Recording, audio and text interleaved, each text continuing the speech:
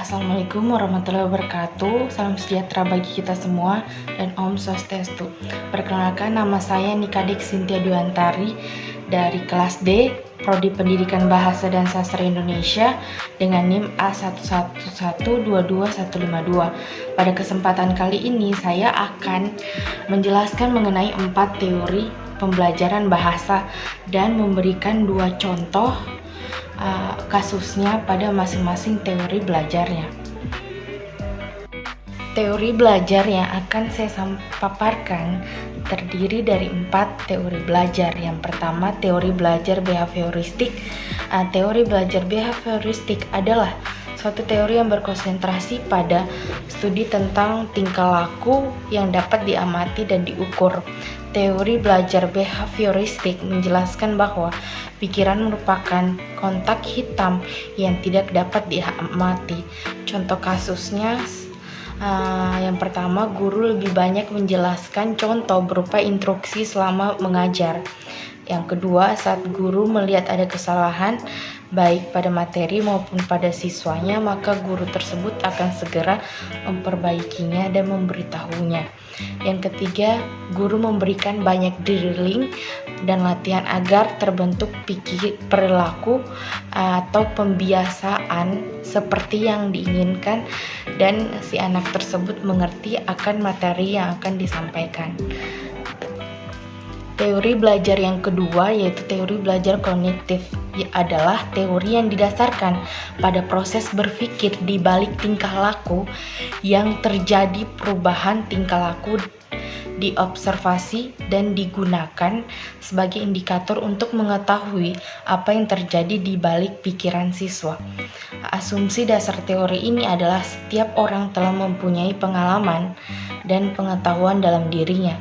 Contoh kasusnya terdiri dari satu, guru mendorong diskusi berdasarkan apa yang diajarkan dengan meminta siswa tersebut untuk menjelaskan materi pembelajaran di depan kelas dan mengajak siswa lain untuk mengajukan pertanyaan sesuai dengan materi yang dipaparkan.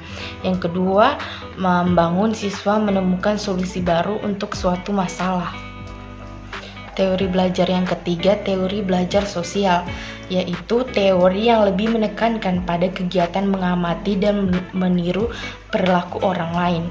Teori belajar yang mempelajari interaksi sosial yang dimana kita mengamati bahkan meniru perilaku orang lain yang awalnya tidak tahu menjadi tahu akan hal tersebut.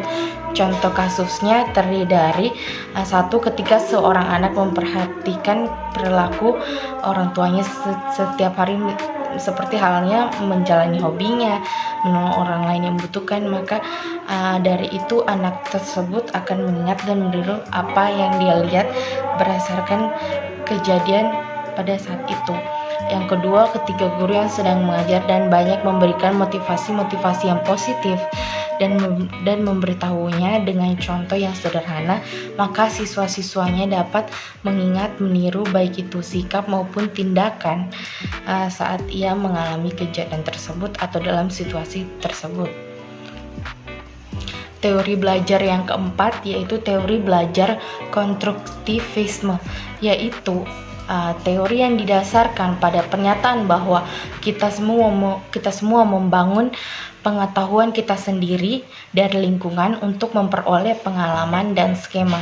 Dalam proses pembelajarannya, siswa yang harus mendapat penekanan, merekalah yang harus aktif mengembangkan pengetahuan mereka sendiri berdasarkan apa yang telah mereka pelajari. Contoh kasusnya terdiri dari satu, peserta didik yang diberi kesempatan untuk menyelidiki dan menemukan konsep dari materi tersebut.